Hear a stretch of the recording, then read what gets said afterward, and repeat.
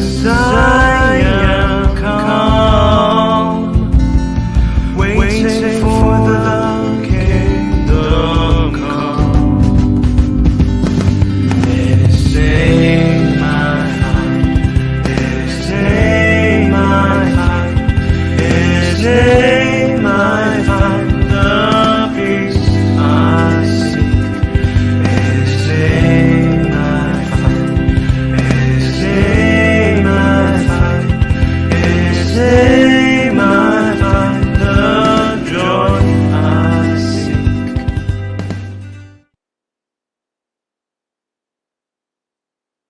Shalom, shalom, selamat malam Bapak Ibu yang terkasih di dalam Tuhan Yesus. Tidak terasa kita kembali lagi untuk belajar bersama-sama bersama Zoom Sema Adonai dan bersama dosen kita Bapak Pendeta Yudi Lengkong yang akan mengajarkan kepada kita buku Sejarah Penebusan seri yang ke-7. Buku ini Bapak Ibu sangat digemari begitu banyak orang, bahkan para dosen-dosen ya, karena apa?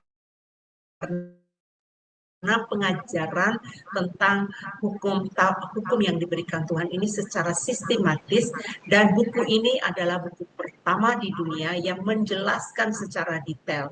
Jadi Bapak Ibu, saya menganjurkan kepada Bapak Ibu untuk mencatat dan tidak ketinggalan supaya Bapak Ibu mengetahui secara terperinci. Sebelum kita memulainya, Bapak Ibu, mari kita satukan hati di dalam doa. Saya akan memimpin di dalam doa ini. Maha besar Engkau Bapa yang kami sembah di dalam nama Tuhan Yesus. Kami mengucap syukur dan berterima kasih ya Bapa, kalau pada saat ini kami mau belajar firman Tuhan yang akan diajarkan oleh Bapak Pendeta Yudi. Buku Sejarah Penebusan seri yang ke-7 ini Bapak telah banyak memberkati umat-Mu di seluruh dunia. Dan Bapak, kami mau Bapak malam hari ini kami juga menerima berkat yang sama. Oleh sebab itu ya Bapak, berkatilah dosen kami, Bapak Pendeta Yudi secara khusus, biar Engkau mampukan dia Bapak untuk menyampaikan kepada kami, pakai mulut bibirnya Tuhan untuk berkata-kata sesuai dengan apa yang Engkau inginkan. Jangan ada yang tersembunyi Tuhan, ungkapkan semuanya karena kami haus akan kebenaran firman-Mu. Bapak, seluruh tim yang bekerja termasuk hamba-Mu ini yang akan menjadi moderator, biarlah Engkau memberkati kami semua sehingga program pengajaran jam 21 WIB waktu Indonesia ini dapat terselenggarakan dan dapat mengedukasikan begitu banyak orang. Seluruh perangkat kami yang kami gunakan, internet, listrik, kami serahkan seluruhnya di dalam tangan kasih-Mu dan kami minta kuasa-Mu yang akan menyertai. Terima kasih Bapa, di dalam nama Tuhan Yesus kami berdoa. Amin. Baik Bapak Ibu yang terkasih, hari ini kita akan mendapatkan pelajaran yang istimewa, tapi sebelumnya kita akan mendengarkan profil dari Bapak dosen kita. Dipersilakan.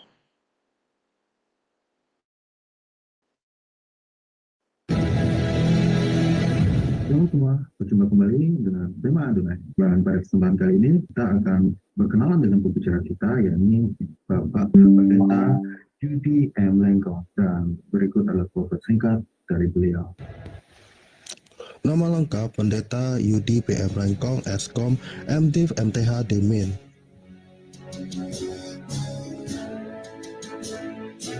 Tanggal lahir Manado 21 Oktober tahun 1979. Alma mater Sarjana Komputer Eskom di Universitas Bina Nusantara Jakarta pada tahun 2003. Master of Divinity MDiv di The Presbyterian General Assembly Theological Seminary, Florida, US pada tahun 2010.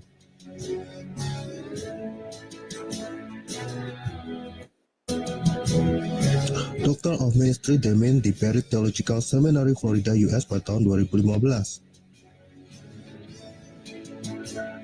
Master Teologi MTH di STT Bethesda, Bekasi pada tahun 2021. Pelayanan. Beliau pernah melayani sebagai pendeta di Gereja Presbyterian Bukit Sion Indonesia di Jalan Ragawana 1 nomor 2 Puri Cinere Depok.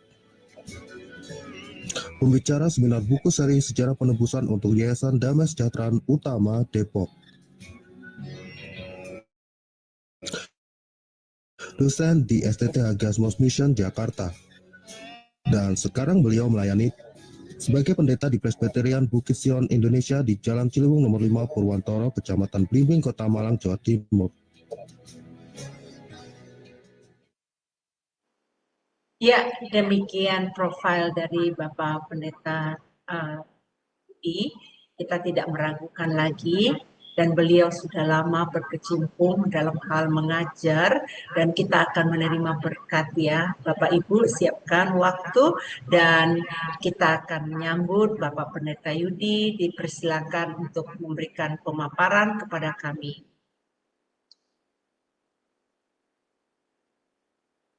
Shalom Bapak Ibu, Halo. selamat malam atau selamat pagi yang di luar negeri. Bersyukur di hadapan Tuhan karena hari ini kita bisa bertemu kembali. Jadi kita sedang mempelajari mengenai Alkitab. Kita sedang mempelajari Alkitab dari sudut pandang sejarah penebusan dengan alat bantu buku seri sejarah penebusan. Dan hari ini kita masuk ke dalam buku yang ketujuh. Buku seri sejarah penebusan yang ketujuh, yang kalau kita perhatikan secara khususnya berbicara tentang penggenapan perjanjian sulh, khususnya perjanjian kekal, perjanjian Gunung Sinai yang Allah berikan kepada umat Israel, umat Tuhan lewat Musa. Nah, hari ini kita akan mulai, jadi saya harap kita semua bisa mengikutinya. Dan hari ini karena ini pembukaan maka agak panjang dan agak padat, ya, agak padat pembahasannya. Tetapi saya percaya bahwa ketika kita mempelajarinya, ketika kita mengikutinya, pada akhirnya kasih karunia Tuhan yang besar akan kita terima, ya, akan saudara dan saya terima. Baik, saya akan share screen.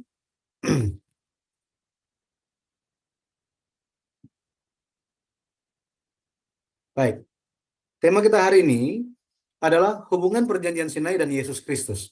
Hubungan Gunung Sinai, perjanjian Gunung Sinai dan Yesus Kristus. Mari Bapak Ibu kita baca pembacaan kita hari ini, Galatia 3 ayat 19. Galatia 3 ayatnya yang ke-19. Saya bacakan. Kalau demikian, apakah maksudnya hukum Taurat apakah maksudnya hukum Taurat ia ditambahkan oleh karena pelanggaran-pelanggaran sampai datang keturunan yang dimaksud oleh janji itu, dan ia disampaikan dengan perantaraan malaikat-malaikat ke dalam tangan seorang pengantara. Amin. Ini adalah firman Tuhan. Jadi Bapak Ibu, kalau kita lihat di sini, Rasul Paulus ketika berbicara kepada gereja atau jemaat Galatia, Rasul Paulus sementara berbicara mengenai hukum Taurat, karena di sana orang-orang Yahudi membingungkan orang-orang yang percaya Yesus. Bagaimana hukum Taurat? Apakah itu perlu dijalankan atau tidak? Atau seperti apa? Jadi Rasul Paulus sementara meluruskan pemahaman mereka mengenai hukum Taurat. Kenapa itu diberikan? Jadi di sini muncul di bagian tengah dikatakan ia ditambahkan oleh karena pelanggaran-pelanggaran sampai datang keturunan yang dimaksud oleh janji itu. Nah, di sini berbicara mengenai keturunan yang dimaksud oleh janji itu. Nah, sekarang keturunan di sini, keturunan apa atau siapa keturunan di sini yang telah dijanjikan? Kalau kita perhatikan di dalam Alkitab, sejak awal janji tentang kedatangan Mesias itu diberikan, janji ini berbicara tentang keturunan perempuan, yaitu Yesus Kristus. Nah, lewat inilah kita perlu mempelajari kenapa perjanjian Sinai, kenapa 10 perintah itu diberikan? Apakah itu masih berlaku sampai hari ini? Apakah Yesus meniadakannya? Oh, ternyata Yesus tidak meniadakan, tetapi Yesus datang untuk menggenapinya. Oh, jadi bagaimana sekarang? Apakah hukum Taurat masih perlu atau tidak? Jadi pertanyaan-pertanyaan seperti ini kiranya kita bisa menemukan jawabannya ketika mempelajari buku yang ke-7 yang ditulis oleh Pendeta Abraham Park. Baik, inti dari buku, kalau kita lihat highlights dari buku seri ke-7 yang ditulis oleh Pendeta Abraham Park ini, yang dibahas adalah mengenai, dengan detail dibahas mengenai 10 hukum Taurat, detailnya seperti apa, bagaimana bagaimana memahaminya dari sudut pandang sejarah penebusan, dan apa yang Yesus bicarakan tentang setiap hukum tersebut. Nah, di sini kita akhirnya bisa melihat, oh, ternyata Yesus masih, apa maksud Yesus? Bagaimana penjelasan Yesus mengenai setiap hukum tersebut? Apa yang dikatakan oleh firman Tuhan? Sehingga kita bisa memahami ketika ada orang yang berbicara tentang hukum Taurat masih perlu atau tidak perlu, gitu ya. Baik. Di dalam buku yang ke-7 juga berbicara mengenai satu hal yang menurut saya juga itu sangat-sangat menarik, adalah tentang Mazmur 119. Mazmur 119 itu dibahas dengan sangat detail. Nah, ini kita tahu sebagai pasal terpanjang di dalam Alkitab. Tetapi Pendeta Abraham Park melihat dari sisi yang berbeda dan memberikan kepada dunia kekristenan suatu kekayaan, wawasan mengenai firman Tuhan. Baik, kita akan membahas ke depan itu mengenai 10 perintah, tetapi sebelum kita memahami 10 perintah, kita perlu memperhatikan isi dari perjanjian Sinai, atau apakah perjanjian Gunung Sinai itu. Ya. Nah, maka hari ini kita akan lihat tentang hubungan perjanjian Sinai dan Yesus Kristus. Bapak Ibu, tahun 1446 sebelum Masehi, di hari yang ke-15, bulan pertama, Israel eksodus. Mereka keluar dari Mesir. Kemudian, masih di tahun yang sama, di bulan yang ketiga, hari yang pertama, mereka tiba di padang Gunung Sinai, atau di kaki Gunung Sinai. Nah, waktu itu, Musa diperintahkan untuk naik ke Gunung Sinai, dan dia naik turun. Nah, kita juga akan membahas tentang naik turunnya Musa di Gunung Sinai. Jadi Musa naik turun Gunung Sinai, dia menerima 10 perintah, menerima hukum Taurat. Tetapi pada akhirnya lewat Musa Allah mendirikan perjanjian dengan bangsa Israel. Nah, mari kita lihat mengenai hal pertama tentang penggerak dari perjanjian Sinai. Nah, penggerak dari perjanjian Sinai itu kita akan lihat tentang penggerak perjanjian Sinai dan panggilan Musa. Kenapa kita perlu membahas tentang Musa? Itu karena Musa merupakan pengantara yang dimaksud oleh Rasul Paulus. Dia adalah perantara. Ya. Nah, sebelum Allah melakukan eksodus, Allah memilih pemimpinnya dan ia memanggil Musa. Allah memakai Musa sebagai penggerak, ya, penggerak dari eksodus. Tetapi ketika Allah memanggil Musa, waktu itu kan Musa sementara menggembalakan domba, dia cari-cari dombanya sampailah dia pergi ke Gunung Sinai, dan di sana dia melihat suatu penampakan yang sangat ajaib, yaitu ada semak duri yang terbakar tetapi nggak hangus, menyala dengan api tetapi tidak hangus. Nah, dia datang mendekat, tetapi waktu itu suara Allah terdengar bahwa Musa harus menanggalkan kasutnya. Jangan mendekat, tanggalkanlah kasutmu, katanya. Tanggalkanlah kasutmu. Nah, kita lihat Keluaran 3 ayat 5. Lalu ia berfirman, janganlah datang dekat-dekat, tanggalkanlah kasutmu dari kakimu, Sebab tempat di mana engkau berdiri itu adalah tanah yang kudus. Nah, di sini kalau kita lihat, kenapa Allah perintahkan Musa untuk menanggalkan kasut dari kakinya? Mengapa demikian? Nah, kita lihat dulu alasannya. Kita lihat dulu alasannya, kenapa demikian. Yang pertama, Allah perintahkan supaya Musa membuka kasutnya atau alas kaki dia. Karena tanah tempat Musa berdiri adalah tempat Allah berdiam. Atau tempat itu adalah kudus. Tempat itu kudus. Ya. Jadi, di mana Allah berdiam, di mana Allah berdiri, itu merupakan tempat yang kudus. Kita teringat kepada Yakub. Yakub di Luz, satu tempat namanya Luz, dia tidur di sana bermalam, kemudian dia mendapatkan penglihatan tentang tangga yang menghubungkan bumi dan surga. Malaikat katanya turun naik di situ. Dia ketika dia bangun, dia katakan, sungguh ini adalah gerbang surga, gitu ya, gerbang surga. Dia nggak menyadarinya, dan dia ganti nama tempat itu menjadi Betel, ya Betel. Jadi tempat di mana Allah berdiam itu adalah tempat yang kudus. Makanya ini pun mengajarkan kepada kita di Pengkhotbah 5 ayat yang pertama, jagalah langkahmu kalau engkau berjalan ke rumah Allah. Menghampiri untuk mendengar adalah lebih baik daripada mempersembahkan korban yang dilakukan oleh orang-orang bodoh. Karena mereka tidak tahu bahwa mereka berbuat jahat. Maka ini merupakan suatu pengajaran yang sangat penting. Bukan hanya tentang Musa, dia harus menanggalkan kasutnya. Bahwa dia pun perlu kudus di hadapan Tuhan. Bagi kita hari ini, kita perlu kudus ketika kita datang ke hadapan Tuhan. Ketika kita datang ke rumah Allah, kita harus kudus. Makanya untuk menyambut hari Tuhan, kita perlu mempersiapkan diri kita. Ya, harus mempersiapkan diri kita. Tanah itu kudus. Ya, dia harus menanggalkan kasutnya. Yang kedua, kalau yang pertama itu Allah menuntut kekudusan dari Musa, kita lihat lebih detail lagi. Alasan Allah perintahkan Musa untuk membuka kasutnya adalah karena Musa harus menyelesaikan masalah dosa yang ada dalam dirinya. Dia harus menyelesaikan masalah dosa ini. Ya.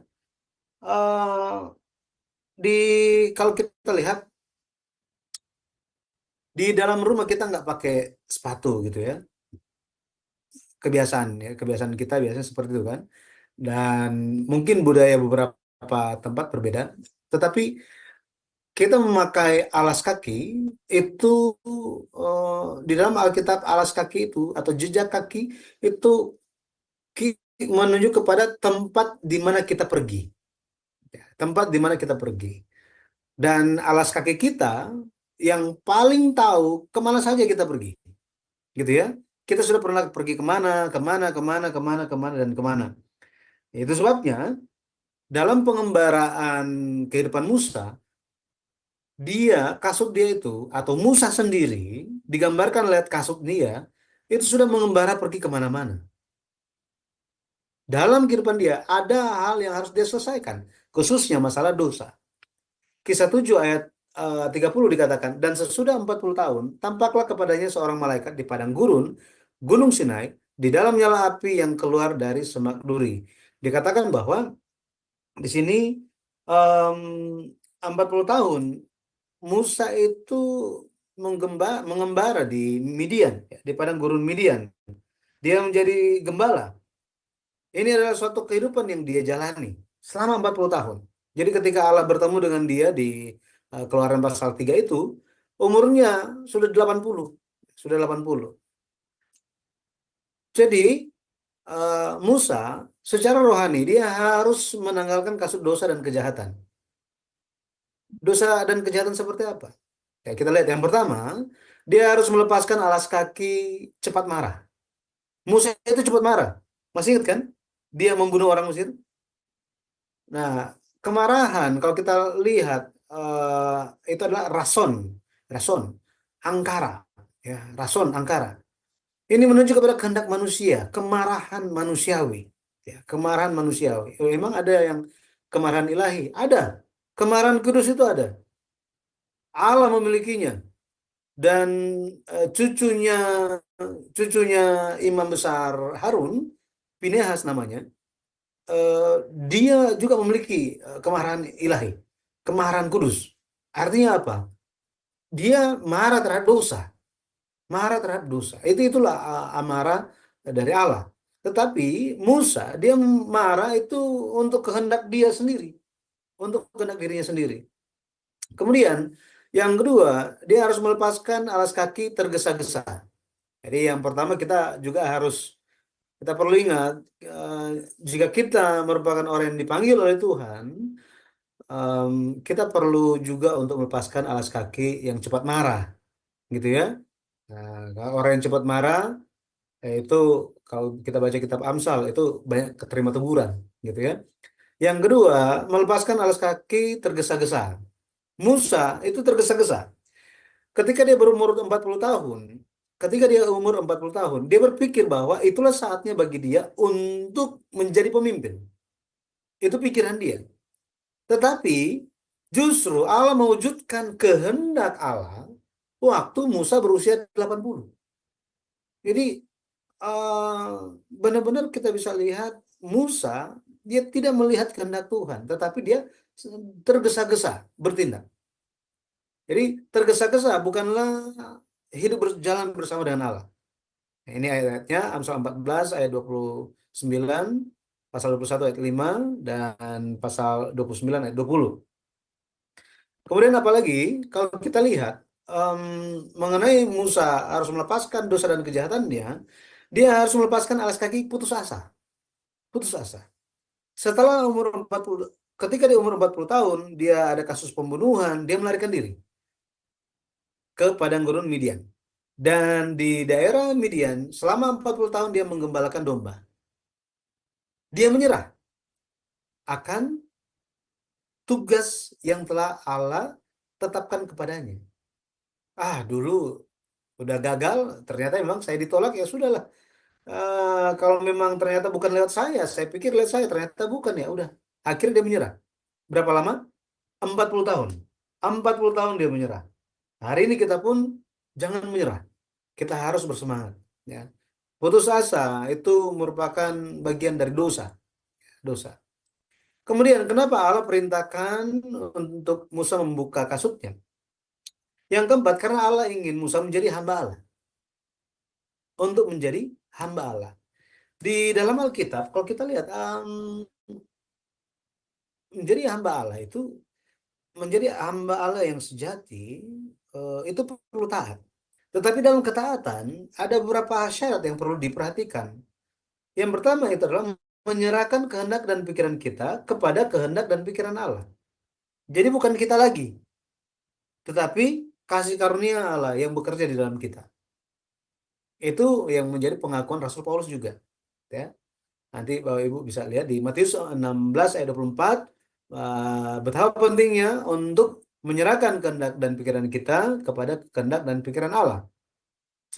Yang kedua, sebagai hamba, itu harus menanggalkan ego dan kesombongan. Jadi, kalau yang pertama, sebagai hamba Allah, itu kehendak dan pikiran kita itu sudah nggak ada sama sekali. Jadi Musa dituntut untuk tidak lagi mengandalkan pikiran dan kehendak dia. Mana ada ya seorang hamba yang bebas melakukan apa yang dia mau? Tidak ada. Hamba itu terikat kepada Tuhannya. Makanya Tuhan adalah majikan dan kita adalah hambanya. Maka kita perlu untuk menyerahkan kehendak dan pikiran kita kepada kehendak dan pikiran Allah.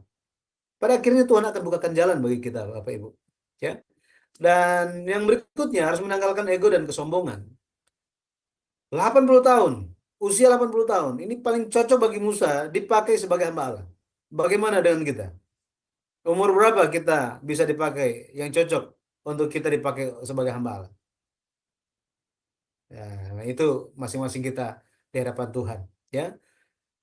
Ini pekerjaan Allah tidak dapat dilakukan dengan kekuatan dan antusiasme diri sendiri, melainkan bisa dilakukan atau hanya bisa dilakukan dengan antusiasme Allah. Roma 10 ayat 2-3, Filipi 2 ayat 13, dan Kolose 3 ayat 17. Nah, ini yang perlu kita perhatikan, bahwa untuk untuk menjadi hamba Tuhan, kita tidak bisa menampakkan diri kita, apa yang kita mau, kesombongan kita dan lain-lain. Tidak bisa, tidak bisa. Makanya di zaman dulu itu bedanya seorang hamba dan majikan itu apa? Majikan ada kasutnya, ada alas kakinya, ada sepatu. Tetapi hamba itu nggak ada. Untuk menjadi hamba Tuhan, Musa harus menanggalkan ini, ego dan kesombongannya. Ego dan kesombongannya. Jadi tanggalkanlah kasutmu, ini mengajarkan, marilah pergi, ini ajakan Tuhan ya. Ajakan Tuhan bahwa, mari pergi bersamaku. Mari bekerja bersamaku. Mari hidup bersamaku.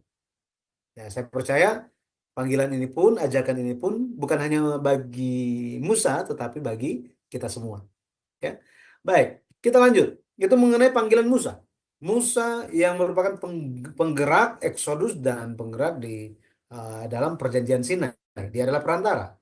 Yang kedua, kita akan lihat bersama-sama mengenai ciri-ciri perjanjian Sinai. Mengapa perjanjian Sinai ini penting? Kita akan lihat bersama-sama. Ya. Yang pertama, perjanjian Sinai itu adalah perjanjian yang dibuat dengan satu bangsa. Oh, emang spesialnya apa kalau perjanjian dibuat dengan satu bangsa?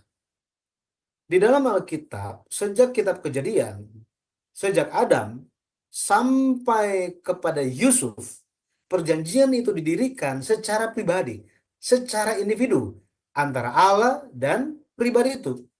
Misalnya antara Allah dan Nuh, antara Allah dan Abraham, antara Allah dan Ishak, antara Allah dan Yakub. Seperti itu, jadi secara individu. Tetapi sekarang ini Allah sedang membuat perjanjian dengan satu bangsa. Inilah perjanjian Sinai, sangat unik, gitu ya. Jadi bareng-bareng, secara sekaligus. Keluaran 19 ayat 3. Lalu naiklah Musa menghadap Allah dan Tuhan berseru dari gunung itu kepadanya. Beginilah kau katakan kepada keturunan Yakub dan kau beritakan kepada orang Israel. Ayat yang keempat dan sampai yang keenam, ayat 4 sampai ayat yang ke-6 nanti bisa tahu. Itu proposal perjanjian dari Tuhan. Tuhan kasih proposalnya. Kalau kamu taat kepada segala perintahku, maka kamu akan menjadi bangsa yang kudus, ya, kerajaan imam, orang yang sangat berharga, bangsa yang sangat berharga. Ya. Tetapi di sini Allah lewat Musa hendak mendirikan perjanjian dengan keturunan Yakub, yaitu orang Israel. Orang Israel.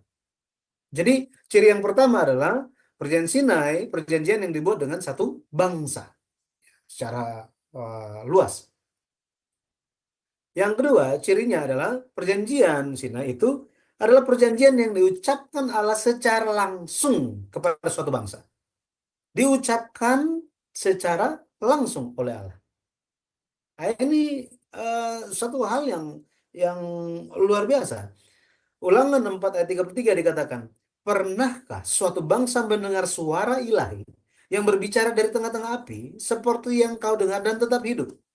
Jadi Bapak Ibu, tidak seorang pun yang pernah melihat Tuhan, mendengar suara Tuhan dan masih tetap hidup.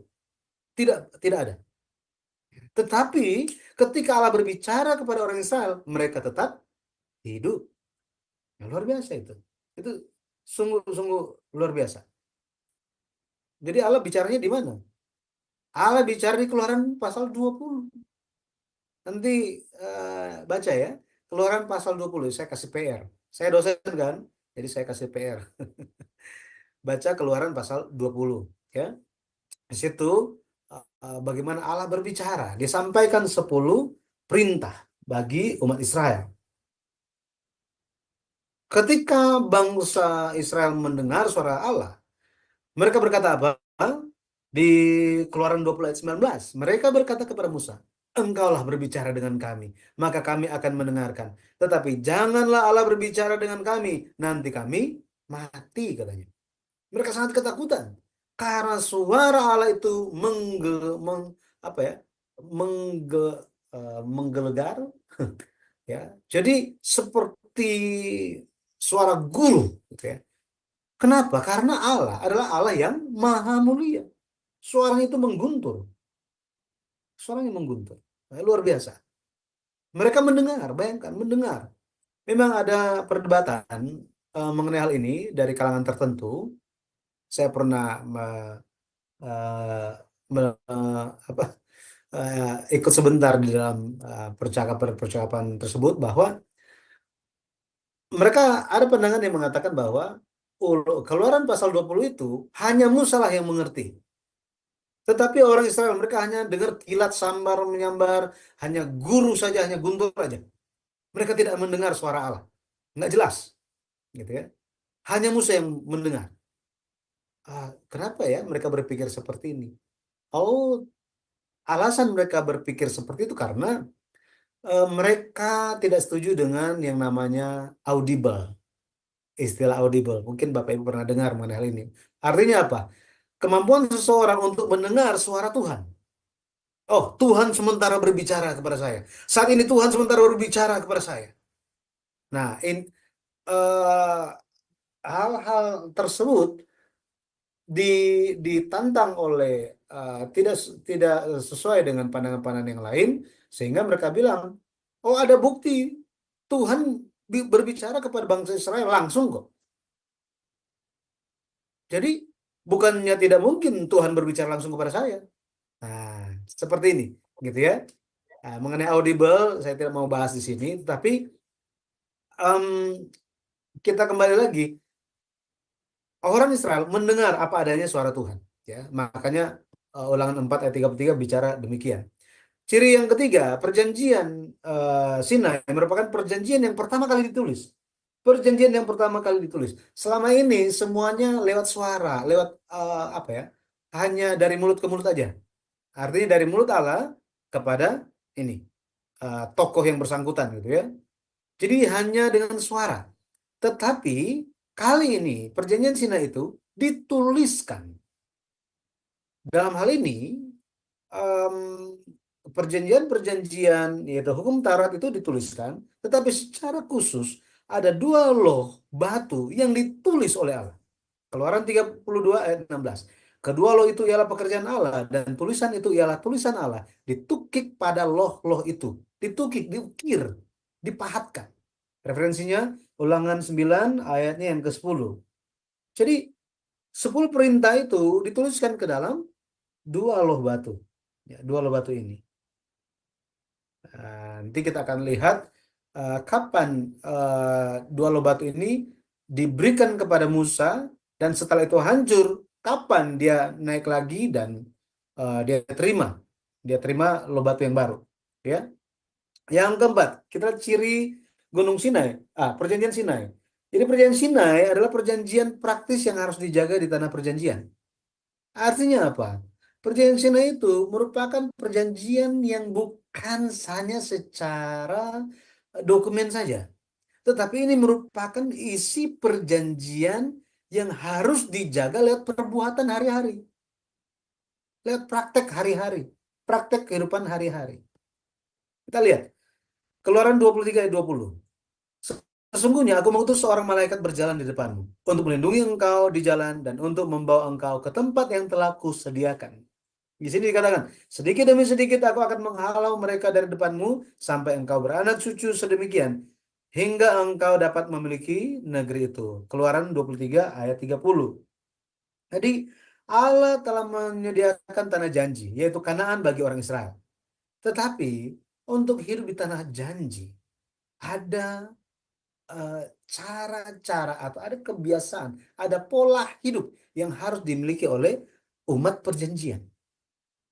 Makanya Musa menguraikan di dataran Moab.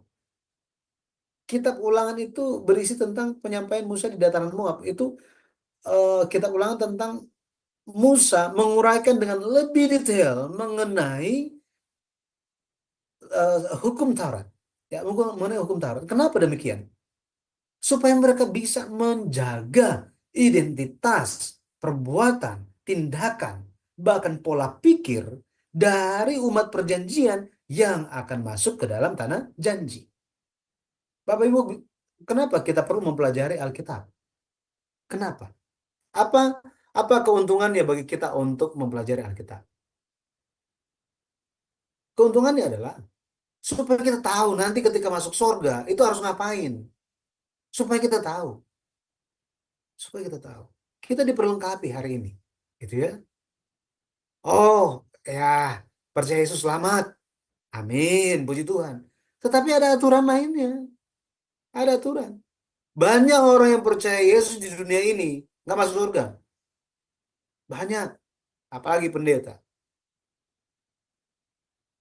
Dan ini yang harus kita perhatikan. Harus mengenal pikiran Tuhan, kehendak Tuhan. Supaya ketika kita masuk surga, kita tahu kita harus jadi warga negara surga yang seperti apa. Kewarganegaraan kita kan surga kan? Amin. Ya, makanya kita harus tahu bagaimana, seperti apa seorang warga negara surga. Bayangkan kita jadi warga negara Indonesia, tapi kita nggak tahu aturan di Indonesia. Apa kita akan enak hidup di Indonesia? Atau misalnya gitu kan, kita keluar negeri, pindah ke sana, hidup semau kita. Kebiasaan-kebiasaan di Indonesia dibawa semuanya ke sana. Itu akan menimbulkan banyak masalah, iya kan? Sama seperti itu. Makanya kita perlu mempersiapkan diri kita. Dan inilah yang dilakukan oleh Pendeta Abraham Park lewat buku seri Sejarah Penebusan. Supaya kita tahu seperti apa kita harus hidup. Seperti apa kita harus hidup. Ya. Nah, yang ketiga, pada akhirnya mari kita lihat mengenai arti sejarah penebusan dari Perjanjian Sinai. Atau makna penebusan dari Perjanjian Sinai. Apa maknanya bagi kita? Yang pertama, Perjanjian Sinai adalah perjanjian yang dibuat dengan darah atau disahkan dengan darah. Jadi berbeda dengan perjanjian-perjanjian lainnya. Perjanjian Sinai didirikan dengan darah. Imamat 1 ayat 11, 17, ayat 14 disebutkan bahwa nyawa seseorang ada di dalam darah. Nyawa seseorang ada di dalam darah. Artinya perjanjian yang dilakukan dengan darah itu merupakan perjanjian yang dilakukan dengan berdasarkan nyawa. Berlandaskan hidup. Artinya apa? Yang melanggar harus mengorbankan nyawanya. Yang melanggar. Gitu ya. Jadi ini perjanjian yang mempertaruhkan hidup. Nah, lebih daripada itu, perjanjian ini menunjuk kepada Yesus Kristus. Yesus Kristus.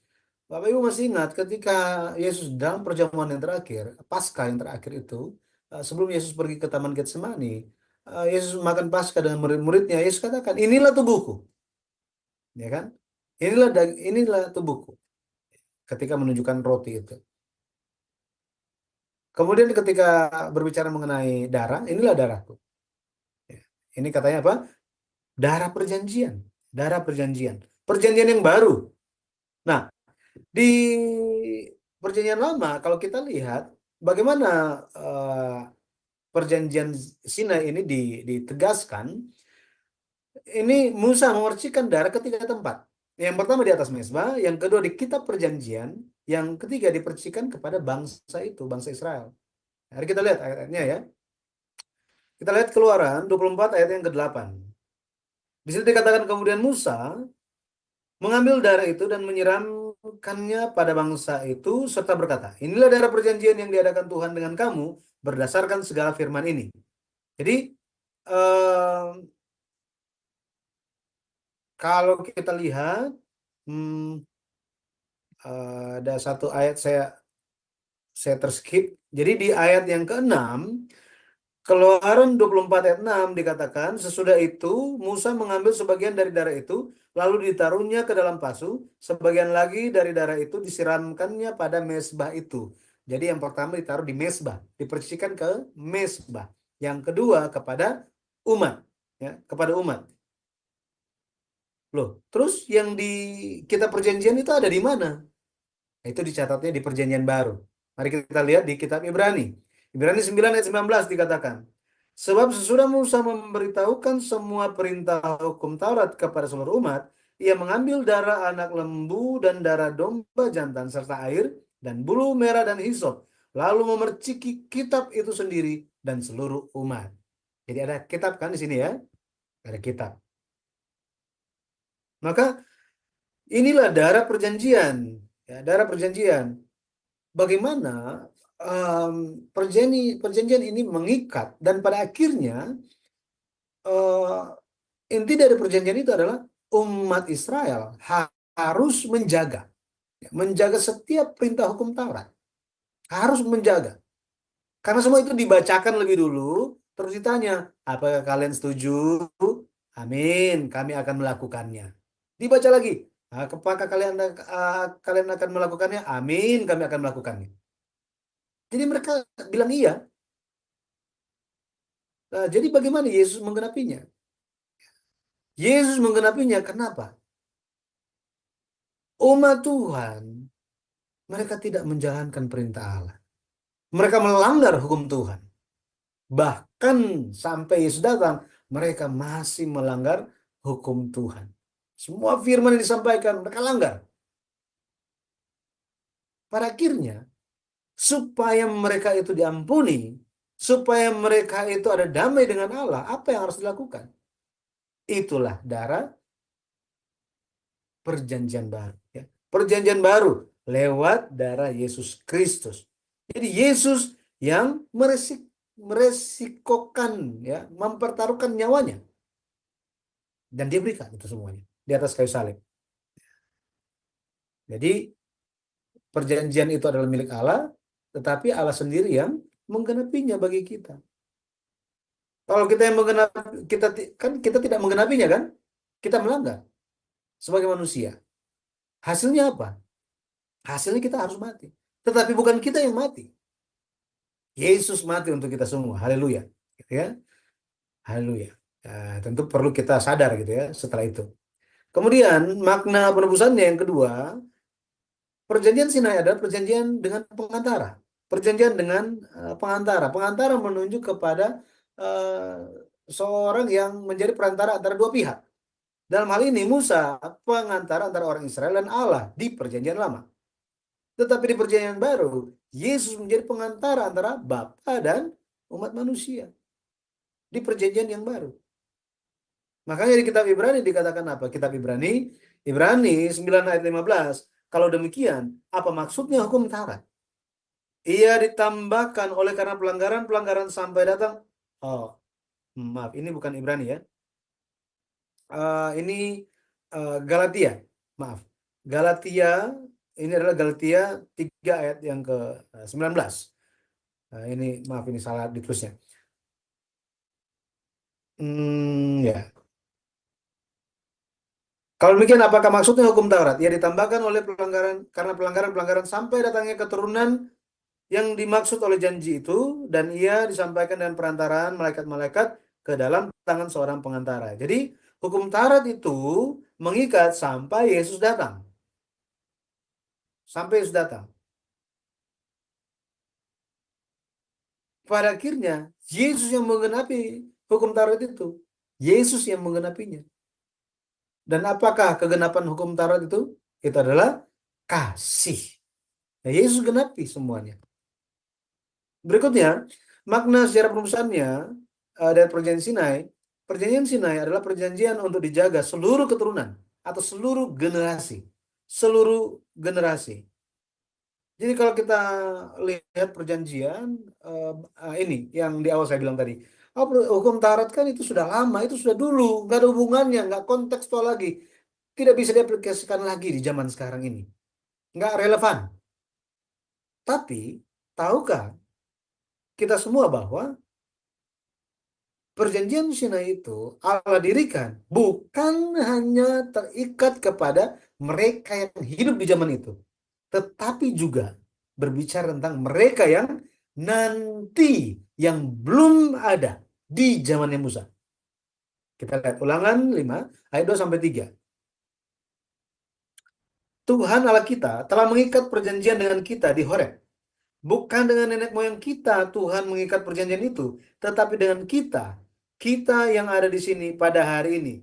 Kita semuanya yang masih hidup. Nah, ini bicara secara konteks Musa dan semua generasi kedua yang masih hidup di dalam perjalanan padang gurun.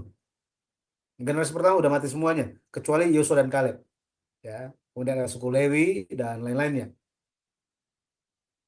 Perjanjian ini masih berlaku untuk seterusnya, ya. Untuk seterusnya. Ya, kita lihat Ulangan 29 ayat 14 dan 15. Saya bacakan. Bukan hanya dengan kamu saja aku mengikat perjanjian dan sumpah janji ini, tetapi dengan setiap orang yang ada di sini pada hari ini bersama-sama dengan kita, yang berdiri di hadapan Tuhan Allah kita. Perhatikan di sini. Dan juga dengan setiap orang yang tidak ada di sini pada hari ini bersama-sama dengan kita. Siapakah yang dimaksud di setiap orang yang tidak ada di sini pada hari ini bersama-sama dengan kita? Ini bukan berbicara mengenai orang-orang yang lain, Bapak Ibu. Tetapi ini berbicara mengenai orang yang percaya Yesus.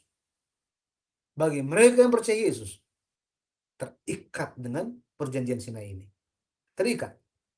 Jangan menganggap bahwa perjanjian ini berat gitu. Berat. Tidak. Perjanjian ini adalah untuk kita bisa hidup. Nah, nanti ke depan kita akan lihat mengapa demikian. Ya. Yang terakhir, makna penebusannya apa? Perjanjian Sinai adalah perjanjian dengan wahyu yang jelas tentang penebusan. Tentang penebusan. Lewat perjanjian Sinai ini, Allah ingin genapi dua hal. Yang pertama, Allah ingin supaya manusia sadar dosa yang sebenarnya itu apa. Setelah itu kita bisa bertobat, kita bisa merendahkan hati kita di hadapan Tuhan. Ini tujuannya. Allah ingin genapi hal ini. Kenapa demikian?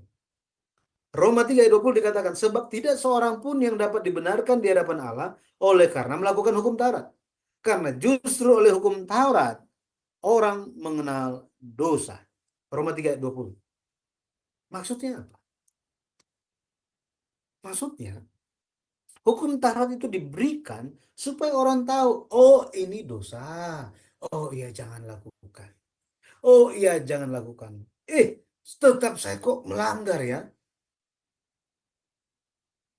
Daud tidak menyadari hal ini sampai dia tidur bersama dengan Batsyeba. Disitulah dia menyadari bahwa apa? Sejak aku dikandung ibuku, dosa itu sudah ada. Sebab dalam dosa aku diperanakan. Artinya ada dosa yang sudah diwariskan sejak Adam jatuh ke dalam dosa. Dan dosa itu pada dasarnya berbicara tentang hal ketidakpercayaan. Tidak percaya Allah itu ada. Emang kalau orang berbuat dosa itu dia percaya Allah ada? Di mulut ya, di pikiran ya, tetapi kan perbuatannya enggak. Itulah kebenaran apa adanya. Maka lewat ini ya, lewat ini kita disadarkan. Ya.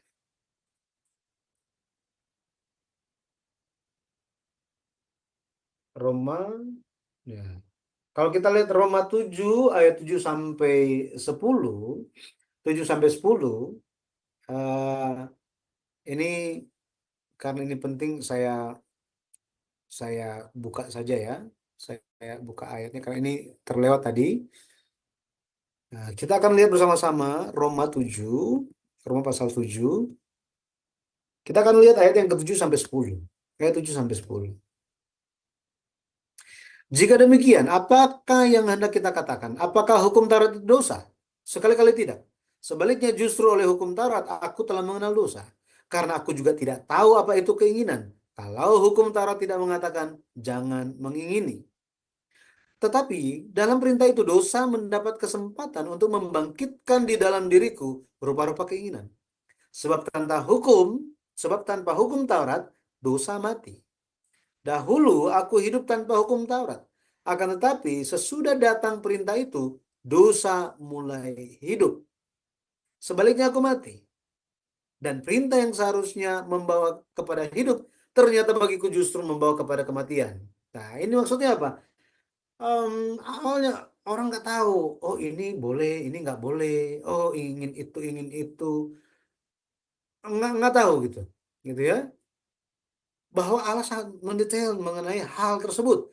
Karena manusia, hati yang sudah jatuh dosa, di dalam hati itu muncul berbagai macam keinginan yang menuntun kepada dosa.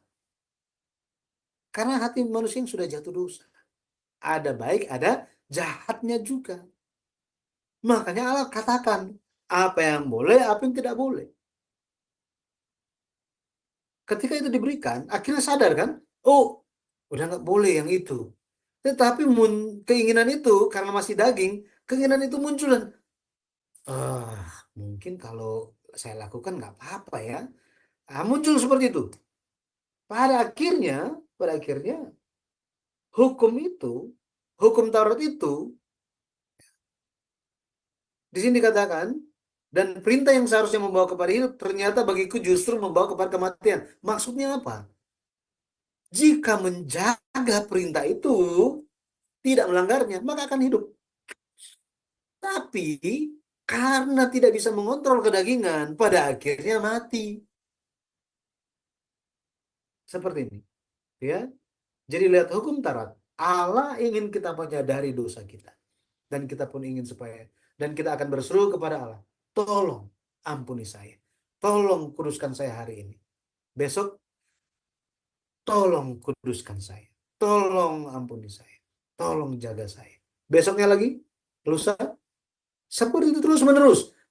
Ya, membuat kita bergantung bersandar kepada Tuhan, dan kita berusaha untuk menjalankan suatu kehidupan yang berjalan di jalan Tuhan. Ya, seperti ini. Nah, kemudian apa yang Allah ingin bagi kita, ya, apa yang lewat hukum Taurat ini atau lewat hukum perjanjian Sinai, apa yang diwahyukan kepada kita? Hukum Taurat membuat kita mempersiapkan diri menyambut kedatangan Yesus Kristus. Tadi Galatia 3:19. Hukum Taurat dikatakan ditambahkan sampai datang keturunan yang dimaksud oleh janji. Sehingga ketika kita percaya, kita dibenarkan. Ketika kita percaya kepada Yesus, kita dibenarkan. Jadi hukum Taurat itu seperti telunjuk yang menunjuk kepada Yesus Kristus. Dan telunjuk itu, hukum Taurat itu, selama kita memperhatikannya, pada akhirnya kita akan, oh ya, untuk bertemu dengan Tuhan harus kudus. Oh, harus menjauhi dosa dan kejahatan. Oh, harus melihat diri sebagai hamba Tuhan. Harus bersiap sedia. Siap sedia. Seperti apa? Hukum Taurat mencatat semuanya. Pada akhirnya kita bisa menyambut Tuhan. Hari ini kita pun sedang menyambut Tuhan, kan? Kita harus antisipasi. Dari mana kita tahu itu tidak boleh, ini boleh? Lewat bukan hanya lihat perjanjian baru, justru lihat perjanjian lama sangat detail bagi kita. Apa yang boleh dan apa yang tidak boleh. Karena setelah manusia jatuh dosa, dalam mereka ada apa? Baik dan jahat. Tercampur semuanya. Tercampur. Kita perlu firman untuk bisa membedakan. Ibrani 4 ayat 12 katakan apa? Sebab firman Allah itu seperti pedang bermata dua yang menusuk amat dalam, memisahkan ya, sendi-sendi dan sumsum, memisahkan jiwa dan roh, katanya. Hanya lihat firman Tuhan saja, pada akhirnya kita bisa diterima oleh Tuhan.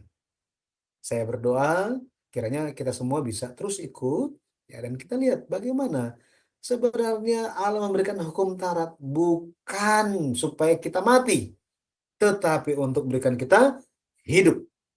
Ya, hidup.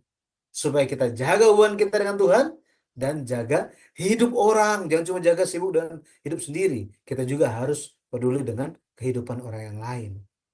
Maksudnya bukan kehidupan mereka, tetapi nyawa mereka maksudnya. Ya, harus jaga. Nah, kita sampai di sini. Nanti kita akan lanjut dalam kesempatan selanjutnya. Saya kembalikan kepada Ibu Henny. Silakan, Ibu. Baik, makasih banyak Bapak Pendeta Yudi, pengajaran yang sangat luar biasa, yang sangat memberkati kita semua.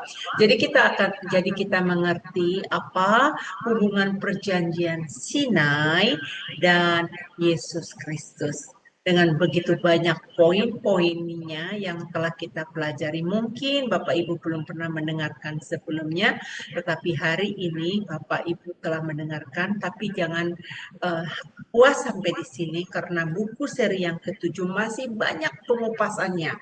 Jadi setiap minggu kita akan belajar dari Bapak Pendeta Yudi, dan Bapak Ibu kalau boleh saya sarankan untuk mencatat semua pelajaran. Ulangin kembali videonya, ini sebab Bapak Ibu tidak pernah mendapatkan di tempat lain secara detail.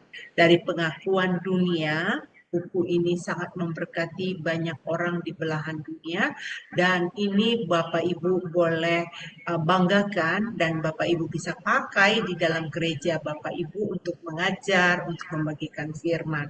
Nah, untuk ruang tanya jawab kita akan diberikan kesempatan setelah yang satu ini. Dipersilakan untuk Ibu Aling. Ya, baik Ibu Heni, baik Bapak Ibu, saya akan membacakan acara-acara Sema Adonai ke depannya ya. Ya, sudah tampak di layar. Baik Bapak Ibu, untuk besok hari Sabtu, 17 Agustus 2024, di jam 19.00 waktu Indonesia Barat, di Sema Adonai akan kembali ada kelas pembelajaran firman ya Bapak Ibu. Dan kita akan belajar tentang tema menggali kebenaran Alkitab dengan benar. Dan ini sudah masuk sesi yang kedua ya Bapak Ibu.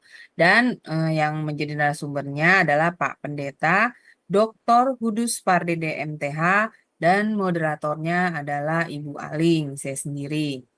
Kemudian di hari yang sama, di jam 21.00 waktu Indonesia Barat, di Sema Adonai masih ada kelas pembelajaran firman yang terakhir ya Bapak Ibu. Dan kita akan belajar tentang tema belajar dari Tuhan Yesus, kisah Sakeus. Dan yang menjadi narasumbernya adalah Pak Pendeta Dr. Jos Sudarman, dan moderatornya adalah Ibu Heni. Selanjutnya, di hari Minggu 18 Agustus 2024, di jam 19.00 waktu Indonesia Barat, seperti biasa akan ada ibadah online ya Bapak Ibu, ibadah online Sema Adonai. Dan yang menjadi liturgisnya untuk ibadah kita adalah Pak Samsiagian, dan yang akan membawakan lagu pujiannya adalah Ibu Yanti Versen dari Jerman. Dan untuk tema khotbah ibadah online kita adalah hidup di akhir zaman. Diambil dari Nats 2 Timotius 3 ayat 1 sampai dengan 17. Dan yang menjadi narasumbernya adalah Bapak Gembala kami sendiri ya, Bapak Ibu, yaitu Pak Pendeta Daniel Palungan. Selanjutnya, ini adalah renungan pagi Sema Adonai yang diadakan setiap hari mulai dari hari Senin sampai dengan Sabtu, dimulai dari jam 5.30 pagi dan dilayani oleh hamba-hamba Tuhan yang sangat memberkati. Jadi Bapak Ibu sekalian, untuk renungan pagi Sema Adonai, kemudian renungan pagi dari Bapak Gembala kami sendiri, yaitu Pak Pendeta Daniel Palungan, yang diadakan setiap hari Jumat 1 kali dalam seminggu, dan juga ibadah online Sema Adonai, hanya Bapak Ibu dapat ikuti lewat channel Cahaya Firman ya Bapak Ibu. Jadi ketiga program Sema Adonai tersebut tidak di-live-kan di channel-channel lain. Oleh karena itu, bagi Bapak Ibu yang belum mensubscribe channel baru kami, channel Cahaya Firman, tolong subscribe channel YouTube baru kami, sehingga Bapak Ibu bisa mengikuti keseluruhan acara-acara Sema Adonai, terutama yang tidak di-live-kan di channel-channel lain. Dan juga tolong bantu share ya Bapak Ibu channel Cahaya Firman ini kepada yang lain, sehingga semakin banyak orang yang juga bisa mengikuti keseluruhan acara-acara Sema Adonai lewat channel Cahaya Firman. Dengan begitu, Bapak Ibu telah membantu channel kami, channel Cahaya Firman, untuk menjadi lebih berkembang dan menjadi berkat lagi bagi banyak orang. Terima kasih Bapak Ibu atas perhatiannya. Tuhan berkati. Saya kembalikan kepada Ibu Heni sebagai moderator. Dipersilakan. Baik, terima kasih untuk Ibu Aling telah memaparkan. Nah, bagaimana Bapak Ibu, apa yang sudah dipelajari tadi? Di sini begitu banyak peserta, mungkin Bapak Ibu bisa memberikan komentar apa yang didapati ya dari pelajaran buku seri yang ketujuh hari ini. Dipersilakan Bapak Ibu. yang ingin berkomentar hari ini, yang setelah mendapatkan pelajaran? Oh ya, suaranya bergema ya. Saya nggak tahu suaranya bergema dari mana, tapi saya coba atasi. Ya, bagaimana dengan sekarang Ibu Aling? Apakah masih bergema? Sudah tidak, Ya, Bu? Ya, oke. sudah tidak. Baik. Silakan Ibu Aling dapat pelajaran apa hari ini? Saya mendapat pelajaran hari ini bahwa hukum Taurat yang diadakan oleh Tuhan itu eh, untuk membuat bangsa Israel melakukan perintah-perintahnya, tetapi sebenarnya tidak bisa dilakukan oleh bangsa Israel ya, Ibu Heni, ya Pak Yudi. Dan oleh karena itu eh, tidak makanya kenapa Tuhan Yesus harus datang gitu. Eh, eh, untuk menggenapi hukum Taurat tersebut. Karena pada dasarnya hukum Taurat itu memang memberikan perintah-perintah Allah tentang eh, jangan melakukan perbuatan-perbuatan dosa.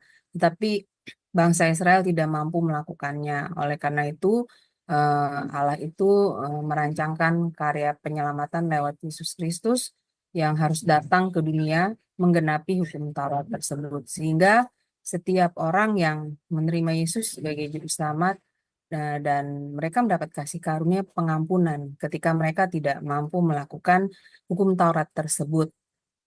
Saya menangkapnya seperti itu, Bu. Iya, begitu Pak Yudi. Terima kasih.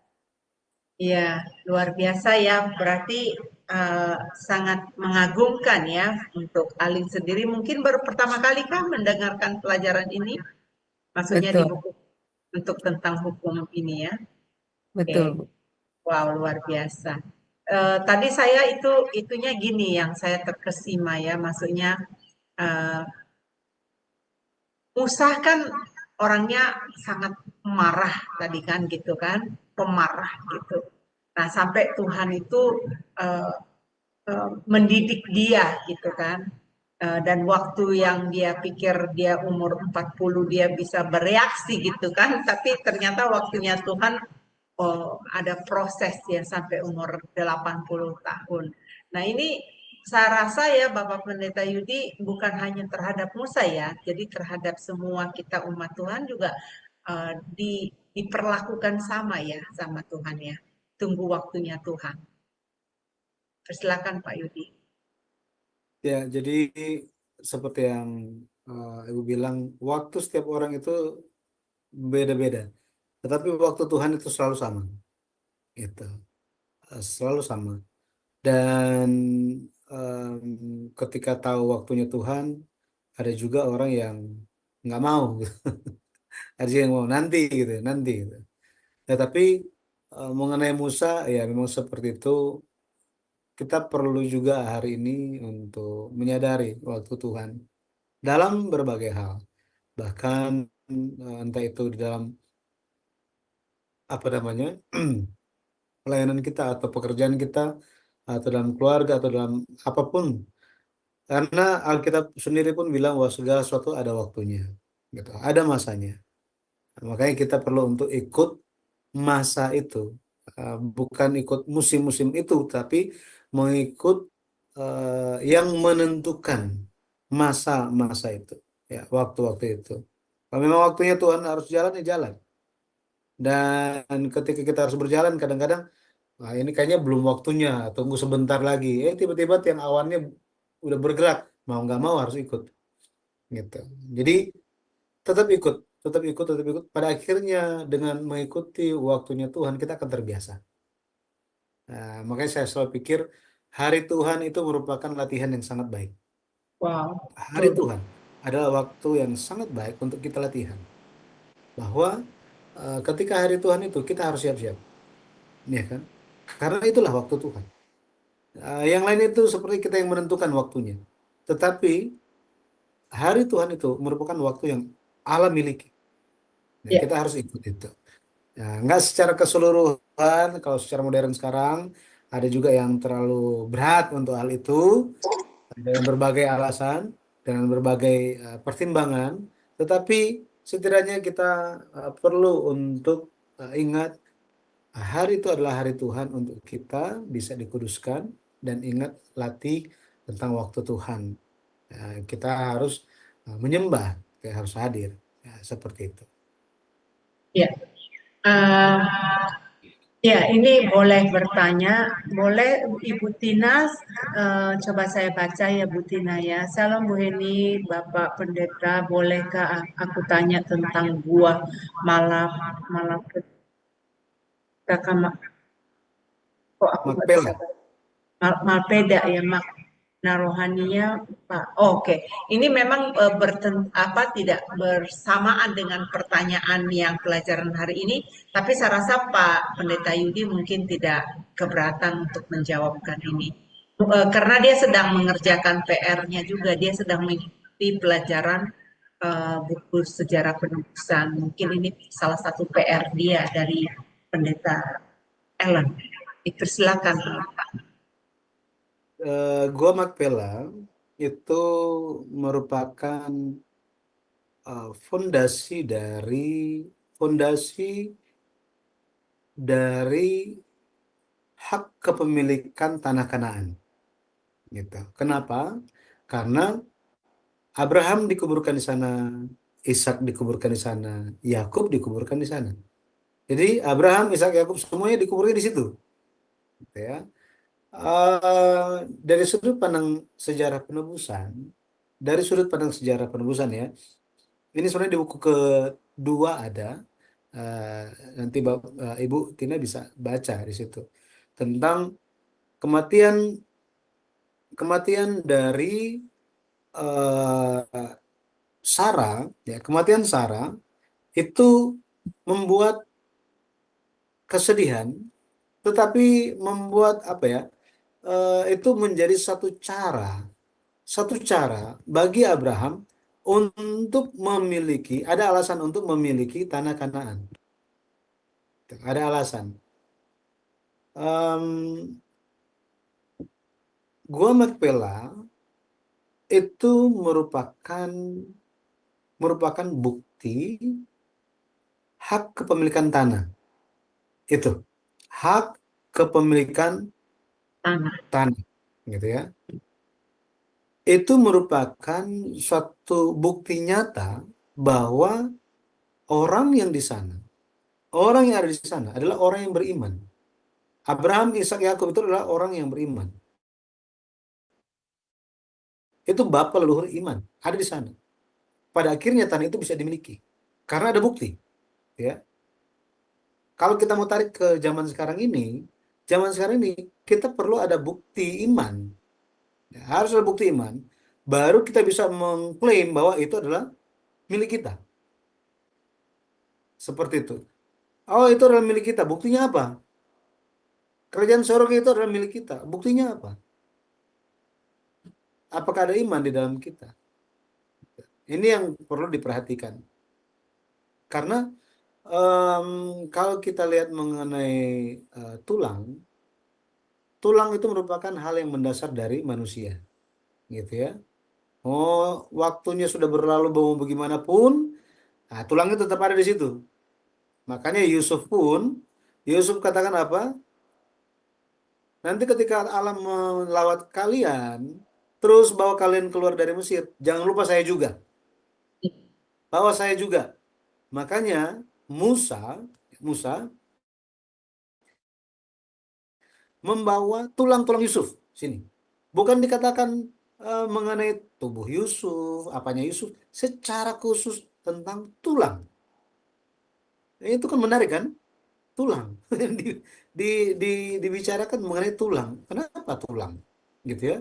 Kenapa itu penting? Nah, sebentar saya lagi buka buku yang kedua untuk melihat, karena Ibu tanya gitu ya tentang itu. Itu ada di bagian di buku kedua seri sejarah perebusan, secara khususnya dalam tema kematian Sarah.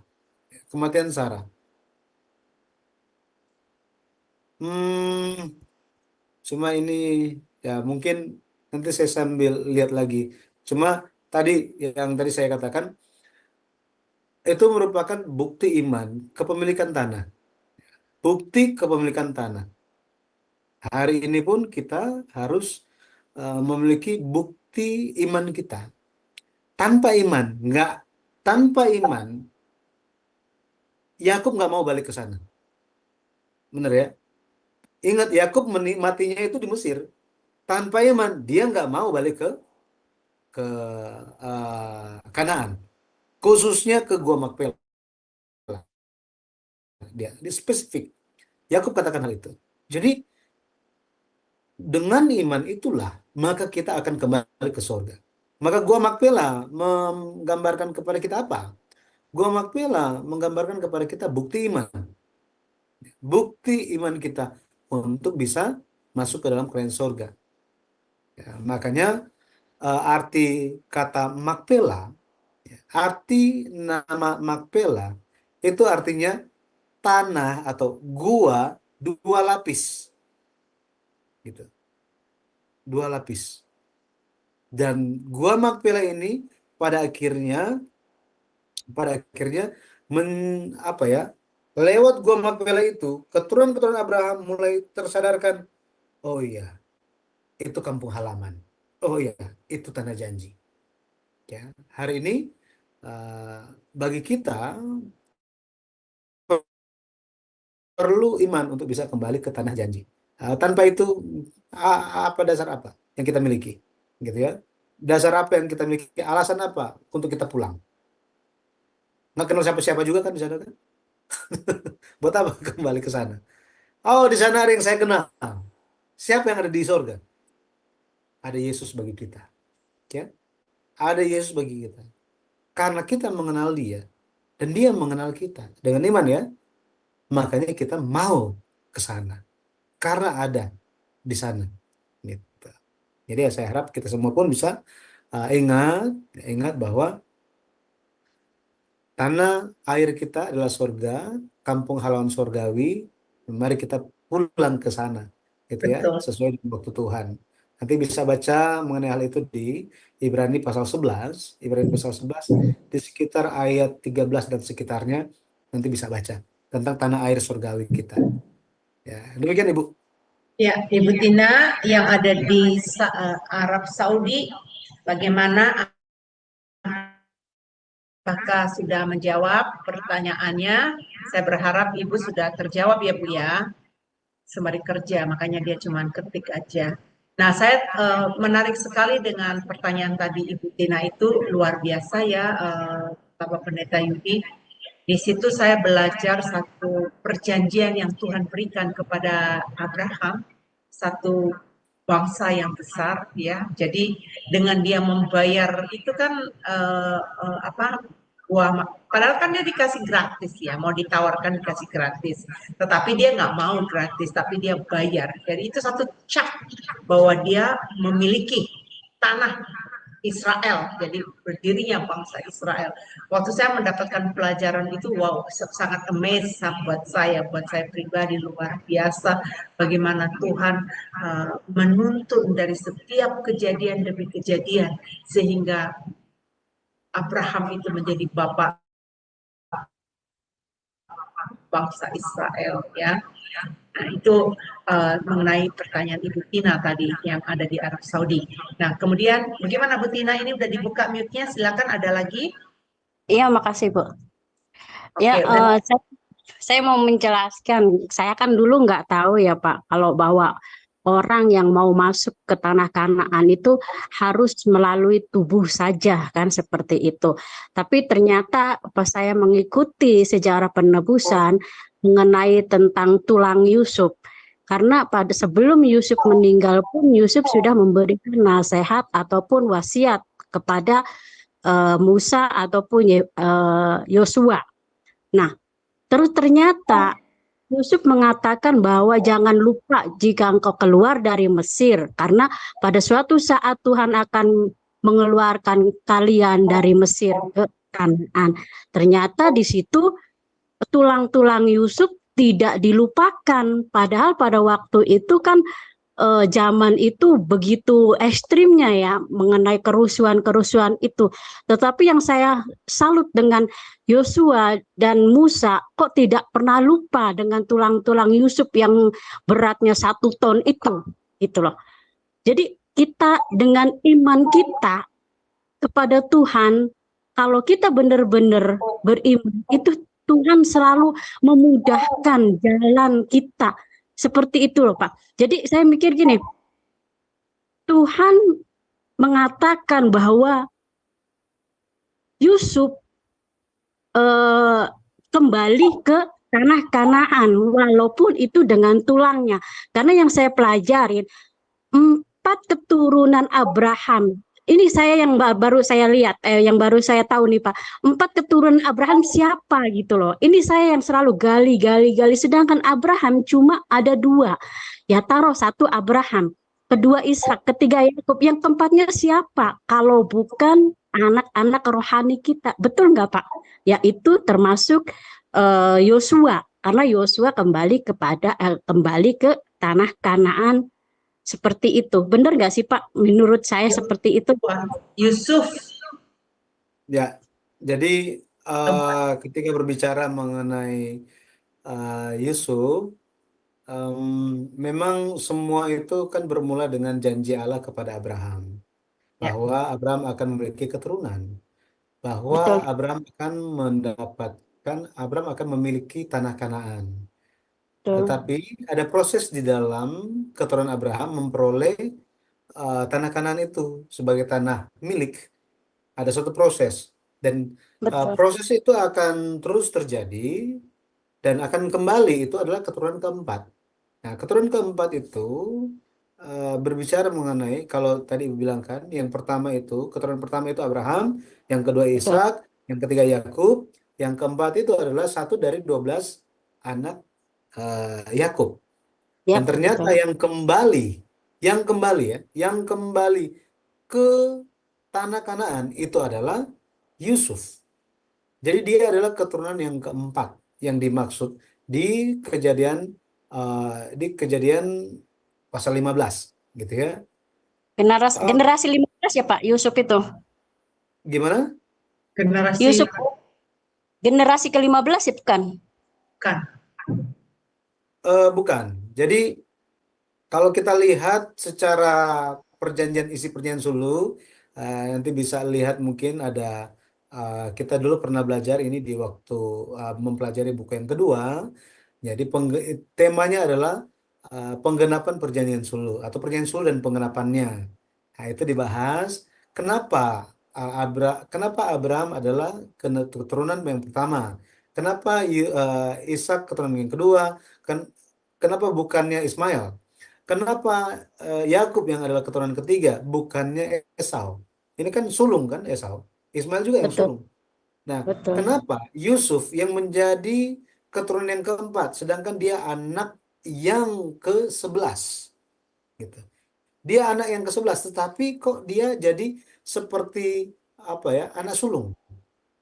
Apa pembuktiannya satu persatu? Itu nanti bisa lihat di dalam link, kalau nggak salah ada itu. Nanti Ibu Eni bisa berikan informasi mengenai hal itu. Tetapi ketika Yusuf mati, memang Yusuf itu telah menerima wasiat atau wasiat, pesan terakhir dari Yakub, bahwa sebelum Yakub mati, Yakub bilang begini, Yusuf, sebentar lagi aku akan mati, tetapi Allah akan menyertai engkau. Dan Allah akan menuntun engkau kembali ke tanah Kanaan. Ini sudah ditanamkan oleh Yakub kepada Yusuf.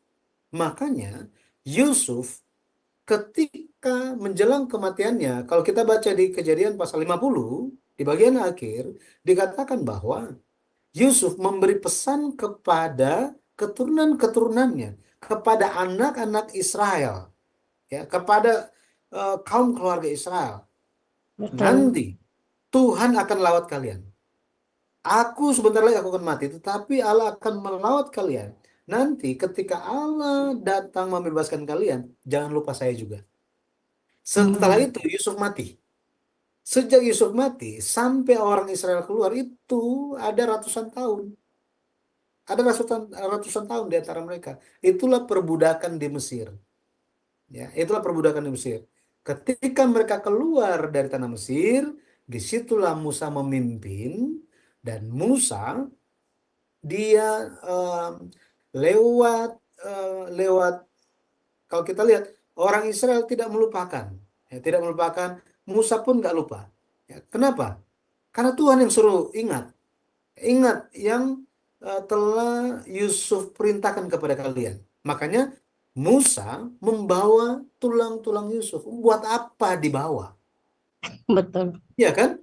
Buat apa Betul. dibawa? Kenapa kita nggak kremasi aja? Lebih enak kan? Nah, di sini mengandung suatu makna yang sangat penting. Suatu makna yang sangat penting. Karena mereka sedang membawa bukan sekedar tulang. Bukan. Mereka sementara membawa penggenapan perjanjian Allah. Perjanjian Allah. Tanpa ini nggak akan. Tanpa tulang Yusuf, maka perjanjian dari Allah itu gagal total. Itu sebabnya Allah melihat tulang-tulang Yusuf itu sangat penting. Apakah tulangnya yang penting? Apanya yang penting? Itu adalah iman Yusuf. Iman Yusuf. Yusuf dia telah melihat apa? Lawatan Tuhan, pembebasan dari Tuhan untuk umatnya. Ya. Untuk umat Tuhan. Bahwa waktu itu akan tiba. Dan itu pasti tiba. Cuma bukan di zaman saya. Nah, ketika itu tiba, jangan lupa bawa saya juga. Sehingga Yusuf menjadi bukti, menjadi suatu kunci. Ya, kunci bahwa apa? Nah, sudah masuk. Kunci untuk apa? Ketika mereka masuk, mereka buka itu dan masuk. Kalau Yusuf tidak ada, nggak bisa masuk mereka. Mau menggenapi apa? Firman Tuhan yang nggak digenapi kok. Iya kan? Tapi karena iman dari Yusuf. Kemudian iman siapa lagi? Iman dari Musa. Karena Musa apa? Bersikeras. Waduh, ini udah mau, bayangkan 2 juta orang mau pindah. Mau keluar dari suatu kota. 2 juta orang. Apa nggak kacau balau itu? Pikiran kita kan kacau balau kan? Tetapi enggak. Mereka berbaris rapih mereka. Sesuai dengan setiap suku. Keluarlah prajurit Allah. Pasukan Allah dari tanah Mesir. Dengan apa? Dengan gagahnya. Sedangkan orang Mesir lagi apa? Lagi sedih-sedih. Ketakutan. Seperti itu. Jadi bagaimana Allah benar-benar bekerja, pada akhirnya iman Yusuf itu sangat tampak. Meskipun mereka diperbudak di Mesir selama 400 tahun, diperbudak 400 tahun, ketika mereka mengingat Yusuf, mereka terhiburkan. Ya. Ketika mereka lagi gelap, wah seperti nggak ada harapan, mereka ingat Yusuf, jadi harapan lagi. Muncul harapan itu. Maka Yusuf, iman dia menjadi pengharapan bagi orang lain untuk ada iman. Itu. Amin. Makanya satu lagi yang paling diperhatikan Allah adalah, kalau perintah Abraham 4, dia tulis bahwa apa? Perjanjian suluh yang Allah dirikan dengan Abraham itu bisa digenapi karena iman, karena juga iman dari yang memikul itu, peti mati Yusuf. Nama mereka nggak ditulis, tetapi apa? Mereka tetap setia. Bayangkan itu, 40 tahun. Nggak berhenti di situ. Di dalam kitab Yosua, penutup atau kesimpulan kitab Yosua adalah apa? Tulang-tulang Yusuf dikuburkan di Sikem. Iya kan?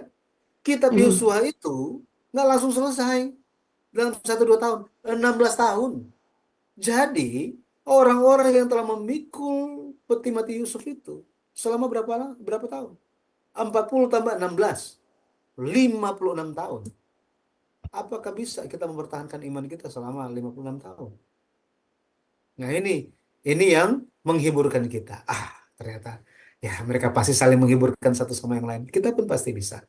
Ya, jadi Seperti ini, Ibu, mengenai Baik, perjanjian. Ibu Tina, kalau boleh jangan kemana-mana ya, tetap nanti kita ada diskusi sama Bapak Pendeta Yudi, ada Ibu Alida juga di sini, jadi mungkin bisa membantu pertanyaan-pertanyaan berikutnya di belakang layar, tapi kita mau menyelesaikan dulu di buku seri sejarah penubusan yang ketujuh ini, supaya Bapak Pendeta Yudi bisa menyimpulkan mengenai apa yang telah kita pelajari. Karena begini Pak, Ibu Cornelia, apakah ada pertanyaan di buku ketujuh? Silakan Bu. Iya, betul. Silakan Ibu. Selamat malam Pak Pendeta. Malam. Bagus sekali ya. Cuman saya tadi sedikit terlambat Pak, karena ada kegiatan sih. Terus saya tertarik sekali dengan menanggalkan kasut itu tadi. Ini sebagai orang yang beriman, saya secara pribadi sadar betul ya, bagaimana kalau kita itu sungguh-sungguh mau masuk dalam hadirat Tuhan. Tentunya kita harus mulai tanggalkan semua dosa kesombongan, dosa keangkuhan, atau hal apa saja yang berlawanan dengan apa yang Allah kehendaki. Tentunya sebelum menggapai Tuhan, kita itu memang harus betul-betul bersih secara pikiran, kemudian hati kita, apa semua itu memang harus bersih. Hanya di dalam hal ini, sebagai seorang manusia, Pak Pendeta, tentunya tidak segampang seperti kita membolak-balikan telapak tangan. Bagaimana cara kita untuk bisa betul-betul menggapai dan masuk sungguh-sungguh di hadirat Tuhan? Kalau tidak, saya yakin kita akan mengalami kejatuhan yang sama. Dan mudah sekali kuasa-kuasa lain itu bisa masuk ketika kita tidak mampu menanggalkan segala apa yang Allah kehendaki. Itu yang tentang bicara soal penanggalan kasut. Lalu kemudian tadi di Keluaran 20 ayat 19, mereka berkata kepada Musa, engkau berbicara dengan kami, maka kami akan mendengarkan, tetapi janganlah Allah berbicara dengan kami. Ini adalah hambatan besar. Takut berbicara dengan Allah. Artinya, memang kuasa dosa lebih dominan masih di sini. Kuasa dosa lebih dominan untuk menghambat kita masuk ke hadirat Tuhan. Kenapa ya? Allah ini kan yang artinya dia bukan sebagai seorang untuk menghakimi, tetapi sebagai seorang penyelamat. Lalu bagaimana dosa kita bisa menghambat supaya Allah itu masuk ke dalam kita? Yaitu masa iya takut berbicara dengan Allah. Artinya kalau saya secara pribadi menanggap ini berarti memang di dalam hal ini dosa masih lebih dominan. Menghambat semua niat Allah untuk berbicara secara langsung dengan kita. Itu Bapak Pendeta kalau menurut pemikiran saya atau dari apa yang saya tanggapi dari Bapak Pendeta jelaskan tadi. Baik, terima kasih. Kalau mungkin Bapak Pendeta mungkin sedikit lagi beri masukan atau apa Ya. gitu. Baik, Terima kasih. ya memang ketika kita berbicara mengenai kekudusan, bagaimana kita dan Allah. Allah adalah Allah, kita adalah kita. Maksudnya apa? Allah itu kudus dan kita memang perlu menjadi kudus. Tidak semudah yang Ibu bilang tadi, memang sangat-sangat benar. Tidak semudah dengan membalikan tangan. Rasul Paulus sendiri dia katakan bahwa dia tiap-tiap hari dia berhadapan dengan maut. Tiap-tiap hari dia katakan dia mati setiap hari dalam bahasa Yunaninya. I die daily. Dia mati setiap hari. Artinya ketika dia ingin hidup, dia ingin menjalankan iman dia, tetapi dia masih terkurung di dalam dagingnya. dan masih muncul keinginan-keinginannya. Maka dia bilang apa? Iya, iya. Oh, hari ini saya harus mati. Pada akhirnya dia mati secara rohani. Mati terhadap apa? Mati terhadap manusia lamanya. Mati terhadap hawa nafsu kedagingannya. Makanya pada akhirnya kita manusia sangat terbatas. Sangat-sangat terbatas. Perlu semuanya itu bisa terjadi hanya lewat kasih karunia dari Tuhan. Hanya itu yang bisa. Kita tahu bagaimana Allah mengenal kita. Gitu ya. Dan kebaikan Allah atau karakter Allah itu seperti apa kita tahu. Tetapi yang sering kita lewatkan adalah kita lupa siapa kita yang sebenarnya. Saya pikir Alkitab itu diberikan kepada kita untuk kita bukan hanya mengenal Allah yang benar, mengenal Yesus yang diutus itu, tetapi Alkitab juga diberikan untuk kita bisa mengenal diri kita. Sehingga ketika kita masuk ke dalam hadirat Allah, kita udah tahu kan, wah Tuhan, saya orangnya seperti ini. Saya kalau ketemu ada orang yang bicara seperti ini, wah itu pasti langsung saya semprot. Oh, kalau saya lihat yang seperti ini, oh kalau ada ini, wah pikirannya bisa pergi kemana-mana. Gitu ya. Nah di saat itu, hanya Roh Kudus yang bisa membuat kita bisa menguasai diri kita. Hanya itu saja. Itu sebabnya kita perlu mempersiapkan diri itu. Kalau saya berdoa, Tuhan saya tahu, saya lemah. Ketika saya buka mata, pikiran saya mungkin bisa pergi kemana-mana. Ya. Ketika saya membuka mata, saya bertemu dengan orang, bisa saja saya melakukan dosa. Dimulai dari hati saya.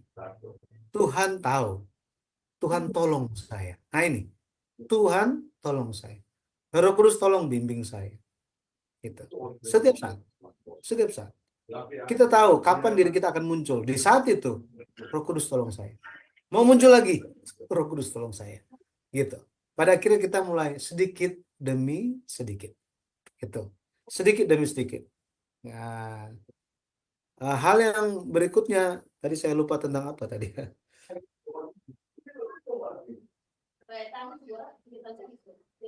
Yang kedua tadi tentang apa, Ibu? Ya, tentang Kitab Keluaran mereka itu berkata kepada Musa, Oh, engkau iya, berbicara iya. dan kami. Jadi, Ya, itu. Musa, waktu itu kalau kita lihat, orang Israel, kita perlu sadar satu hal gini. Orang Israel itu, mereka nggak pernah ketemu Tuhan. Nggak pernah ketemu Tuhan. Seumur hidup mereka, mau dari nenek moyang mereka, itu jadi budak semuanya. Kakek mereka budak, papa mereka budak, mereka sendiri pun budak. Mereka melihat dan menyaksikan bagaimana 10 tulah itu terjadi. Mereka saksikan. Tetapi mereka tidak mengalaminya. Tapi mereka saksikan itu. Karena mereka dilindungi. Nah, tetapi belum pernah Tuhan bicara dengan langsung kepada mereka. Makanya mereka ketakutan. Ketika mereka mendengar suara Allah yang mengguntur seperti itu, kalau kita baca Ulangan pasal 29, Ulangan pasal 29 dikatakan, Allah yang maha mulia, suara Allah yang maha mulia itu mengguntur. Gemuruh katanya. Makanya, itu sama seperti kalau mau hujan gitu ya, ada halilintar itu biasanya gunturnya ikut kan, kita jadi kaget gitu. Jadi kaget. Bisa bayangkan, Allah berbicara dengan volume suara dan kuasa dan power yang seperti itu. Wah, sangat ketakutan mereka. Sangat-sangat ketakutan. Yang biasa ketemu dengan Tuhan cuma Musa, nggak ada yang lain. Tapi Tuhan ingin bertemu dengan mereka. Gitu ya. Cuma memang, ya seperti Ibu katakan tadi, karena mereka itu hanya manusia yang tidak pernah ada pengalaman dengan Tuhan. Secara langsung gitu ya. Sehingga mereka waktu itu, adegan itu di Keluaran pasal 20 ayat 19 itu sangat menakutkan bagi mereka. Mereka takut mati, takut sekali, gitu ya. Hari ini kita ada Yesus Kristus, puji Tuhan, amin, gitu ya. Sehingga kita dengan Yesus Kristus, dengan darah yang tercurah di atas kayu salib, tabir di bait suci itu sudah terbelah dan kita bisa masuk sampai ke ruang Maha Kudus. Artinya kita bisa langsung memanggil Allah sebagai Bapa kita, ya Aba, ya Bapa. Tapi zaman dulu enggak. Perjanjian Lama nggak seperti itu. Inilah kasih karunia bagi kita. Kasih karunia bagi kita. Sehingga Amin. berbeda dari orang Yahudi, orang Israel di zamannya Musa, hari ini benar-benar kita perlu apa ya? Perlu untuk melatih diri kita untuk mendengarkan suara Allah. Lewat apa? Lewat kita membaca Alkitab, lewat mendengarkan khotbah, lewat mendengarkan pelajaran seperti ini, sehingga kita terbiasa. Kenapa demikian? Yesus sendiri bilang bahwa domba-dombaku mengenal suaraku. Artinya apa? Di Israel kan banyak banyak domba kan, dan banyak gembala juga. Apakah pemilik dari domba di Bethlehem gitu ya? Di Bethlehem ada banyak domba. Nah, situ ada gembala satu orang misalnya gitu ya. Kemudian di Yerusalem juga ada kumpulan domba, ada gembala B. Apakah gembala yang di Bethlehem ketika dia memanggil domba-domba yang di Yerusalem, apakah mereka bisa kenal? Nggak bisa, nggak bisa. Kenapa? Karena nggak pernah dengar suaranya. Haruslah gembala dan domba itu selalu bersama-sama. Makanya mereka mengenal suaranya. Nggak sembarang. Nggak sembarang. Makanya dikatakan, jika ada orang yang lain, suara orang lain, mereka akan kabur. Gitu. Tetapi karena suara gembala itu mereka sudah biasa, mereka sudah kenal. Makanya dikatakan apa? Karena domba-dombaku mengenal suara gembalanya. Hari ini kalau kita tidak terbiasa dengan suara firman Tuhan, nggak akan tahan kita di surga. Jadi ya ini merupakan proses bagi kita. Dengan demikian pasti kita akan terbiasa di hadirat Tuhan. Makanya tadi saya bilang, saya sangat bersyukur ada hari Tuhan, setidaknya ada hari Tuhan untuk kita latihan, gitu ya, latihan sambil kita menerima berkat Tuhan. Terima kasih Ibu Cornelia. Ya, Iya, baik. Nanti Ibu Terima kasih. Cornelia tetap stay, tetap tinggal. Kita selesaikan dulu streaming kita di YouTube ya, Bu Cornelia ya. Jadi Bu Cornelia Oke, tenang siap. aja. Saya mute dulu ya Bu. Sampai nanti saya memberitahukan bahwa live kita udah berhenti. Dan untuk Pak Yudi dipersilakan memberikan last statement-nya dan tutup dalam doa. Kasih adalah penggenapan hukum Taurat. Kasih adalah kegenapan hukum Taurat. Yesus menggenapkan hal itu. Yesus adalah kasih. Bukan manusia yang lebih dulu mengasihi Allah, tetapi Allah yang lebih dulu mengasihi manusia. Tetapi, kenapa hukum Taurat itu diberikan? Itu karena kasih Allah. Apakah dalam hukum Taurat ada kasih Allah? Atau hanya sekedar aturan jangan begini, jangan begitu, harus begini, harus begitu. Yesus pada akhirnya mengutus Roh Kudus sehingga rasul-rasul dicerahkan dan bisa menjelaskan tentang Alkitab. Roh Kudus yang sama diberikan kepada kita semua sehingga hati kita dan pikiran kita bisa dicerahkan lewat firman Tuhan. Janji Tuhan merupakan bukti dari kasih Tuhan kepada kita. Kasih Yesus yang berkorban untuk kita telah dicerminkan lewat kasih Musa sebagai pengantara.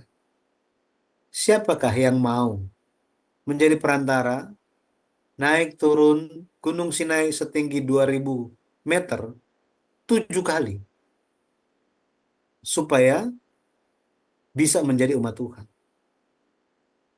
Tetapi Musa mau menjalankannya, karena dia mengasihi umat Tuhan. Yesus pun mengasihi umat Tuhan. Dan Yesus katakan, siapakah sahabatku? Sahabatku ialah mereka yang melakukan apa yang kuperintahkan. Siapakah yang mengasihi Tuhan? Mereka yang melakukan perintah Tuhan. Kiranya kita senantiasa rindu firman-Nya, rindu mengenal firman-Nya. Pada akhirnya, kita pun akan bisa mengalami kasih Tuhan kepada kita. Dan kita bisa membuktikan kasih kita kepada Bapa kita. Mari kita berdoa. Bapa, terima kasih. Perjanjian Sinai bukan hanya berbicara mengenai perjanjian yang Engkau adakan dengan orang Israel ribuan tahun yang lalu. Tetapi perjanjian itu didirikan juga, diikat dengan kami yang waktu itu tidak ada. Di dalam Yesus Kristus, di dalam iman, kami percaya bahwa kami pun telah masuk ke dalam perjanjian Gunung Sinai. Bantu kami supaya kami bisa menjadi anak-Mu yang senantiasa mendengar perkataan-perkataan Tuhan, perkataan firman, dan kami pun bisa melaksanakannya. Mampukan kami. Kami tidak bisa sendiri, tetapi hanya kasih karunia Tuhan saja yang bekerja di dalam kami, maka kami bisa. Roh Kudus, tolong selalu bimbing kami. Bapa, terima kasih. Ketika kami mempelajari firman-Mu, bantu supaya kami terus bertumbuh di dalam iman, bahkan perubahan-perubahan pun tampak dalam kehidupan kami. Mulai dari perubahan dalam hati, dalam perbuatan kami, bahkan perubahan di dalam pemulihan dalam segala hal, segala perkara yang sedang kami hadapi saat ini. Terpujilah nama Tuhan. Bapak, tolong kami memberkati supaya kelas Sema Adonai ini memuliakan nama-Mu. Tolong sertai setiap pelayan-pelayan Tuhan yang melayani, yang tidak terlihat pun, Engkau yang senantiasa memberkati. Curahkanlah kasih karunia-Mu yang berkelimpahan kepada semua yang melayani, juga semua anggota keluarga mereka, dan setiap pekerjaan mereka. Berkatilah kami semua, Bapak, yang mengikuti pelajaran hari ini dengan berkat keluar masuk, berkat yang sama yang Kau anugerahkan bagi umat-Mu. Terpujilah nama Tuhan. Sampai kami bertemu kembali di Jumat depan, kiranya Engkau yang menjaga kesehatan kami, memberikan kami kekuatan dan tuntunan supaya tetap di jalan Tuhan. Terpujilah nama-Mu ya Bapa. Kiranya channel ini menjadi berkat untuk membawa kasih Yesus kepada banyak orang, sehingga pada akhirnya banyak jiwa yang dibawa ke hadapan-Mu. Terpujilah nama Tuhan. Di dalam nama Tuhan Yesus Kristus kami berdoa dan bersyukur. Amin. Amin, amin. Bapak Ibu yang terkasih di dalam Tuhan, minggu depan kita akan lanjut pertemuan yang kedua dari buku Sejarah Penebusan, buku seri yang ke-7. Pastikan Anda belajar kembali Bapak Ibu dan dicatat, diulang, karena begitu banyak poin-poin yang dapat kita gali dan dapat kita dapatkan supaya menambah pengetahuan kita dan semakin kita kuat di dalam kebenaran firman Tuhan. Baik Bapak Ibu yang terkasih, sampai ketemu. Tuhan Yesus memberkati. Shalom, shalom, shalom.